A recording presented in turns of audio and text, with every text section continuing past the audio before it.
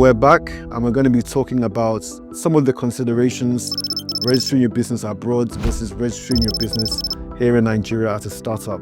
My name is Mayowa Adeosun, co-founder of a fintech company that is dedicated towards giving SMEs loans, working capital to expand and grow their business. But you're watching Ready Steady Goals, and we're going to be talking about strategy, finance, and innovation. So stay tuned and hopefully learn from some insights.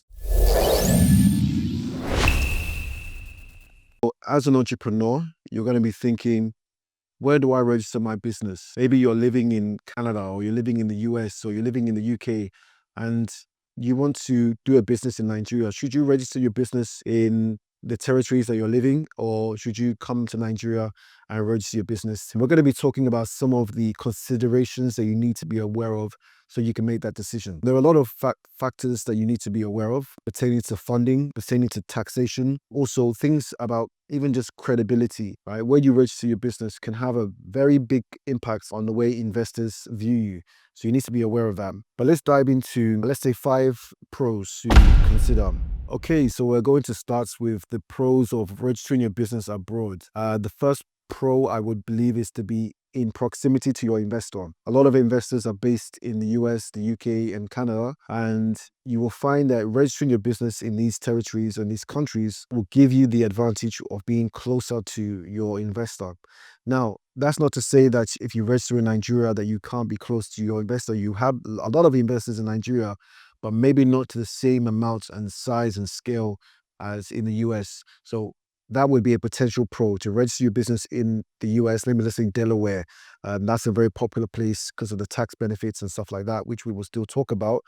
But yes, that's his pro number 1. The pro number 2 for registering your business abroad would be the stronger legal frameworks. The US is built up on a lot of rule of law, which is very business and investor friendly. And I think a lot of investors will prefer to use those rules of law as opposed to the frameworks that we currently have in Nigeria, even though the Nigerian law is very similar to the English law practice in the UK, but I think it has some nuances. And so therefore, investors are just more comfortable with the frameworks in the US more precisely than Nigeria. Number 3, global credibility. Credibility is very, very important. It can give you the advantage to get ahead in your industry, and it can help you in terms of getting investors a lot quicker. So having that global credibility by registering your business abroad, it gives you the advantage. Let's just call a spade a spade. And that's not to say if you register your business in Nigeria or if you register your business in Africa that you won't have credibility. Let's not say that. What it does mean, though, is that having your business registered in abroad just has a slight advantage. All right. It just means that you're speaking and thinking with a global perspective, right? And it can help you in the future when you're trying to expand maybe into other territories as well. So keep that in mind. Point number 4, easier payment processing. Now, I'm sure if you've lived in Nigeria and you've experienced, a time where you've tried to receive money from maybe your cousin who lives abroad, or a friend that wants to, buy something and, wants to send money to you to help them to purchase it. And you're really struggling on how to receive this money because PayPal has restrictions, international money transfers, there's limited options, or it's very slow.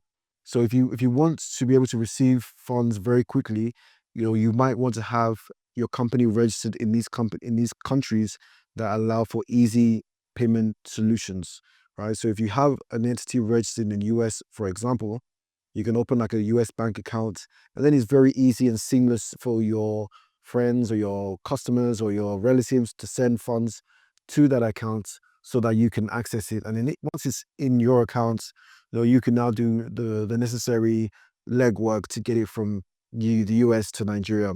And there are solutions for that too. But just for ease of receiving payment, registering abroad is definitely 1000% a pro. Point number 5 is tax incentives and business-friendly policies. This is an interesting one, and I think what we need to consider is that, especially in 2025, a lot of countries are looking for smart, sharp, intelligent entrepreneurs, and they really want people to come and do business and do the startup in their country. So, for example, the UK has made a lot of policies around incentivizing UK startups, right? So, if you register your business in the UK, you can take advantage of a lot of these policies. The same thing applies to the US, and I'm very sure the same thing applies to Canada.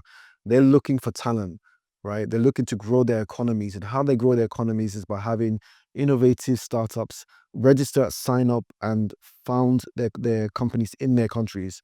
Therefore, they could take advantage, and hopefully that grows their economy. So there's going to be a lot of tax incentives and also business-friendly policies in those regions. So that is something to take advantage of. Okay, guys, so we've spoken about the pros and some of the benefits. Well, what's the drawback? Are there any cons about registering your business abroad? Let's touch on that and see what we discover. The first point I want to highlight is the high registration costs and also the compliance aspects.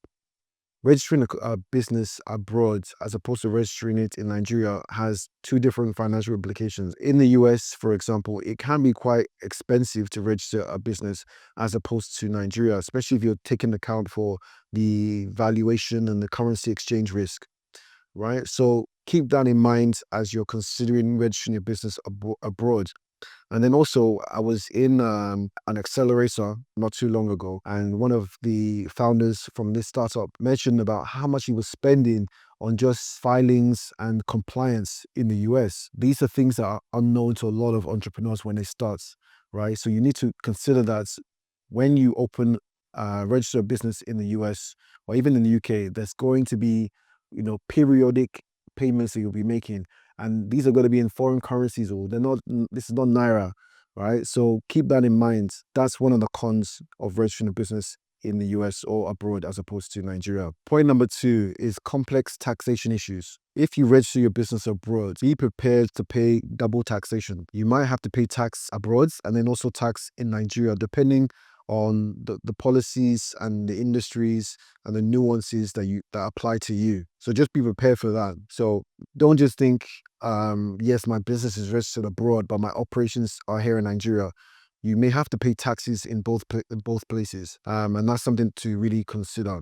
The third point we're going to talk about is distance from local markets. See, if your customers are here in Nigeria and you're registered abroad, that might make it a bit challenging for some business operations. Keep in mind, when you're doing business in Nigeria, you're also going to have to abide by some of the regulatory frameworks and policies that are put in place to safeguard customers here in Nigeria.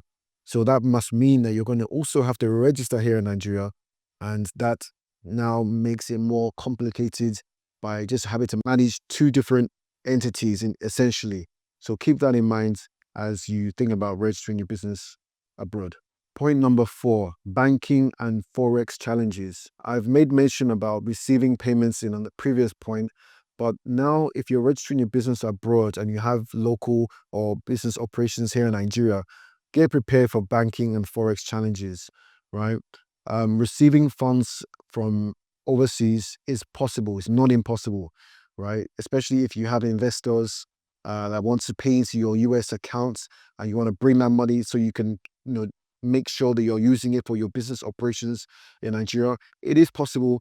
Be prepared for some of the challenges that come along with that. It's much more easier to just receive local currency. That way, quickly it can be converted.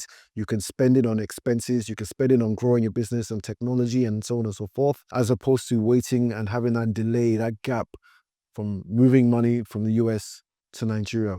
That's the consideration. Point number 5, legal and regulatory risks.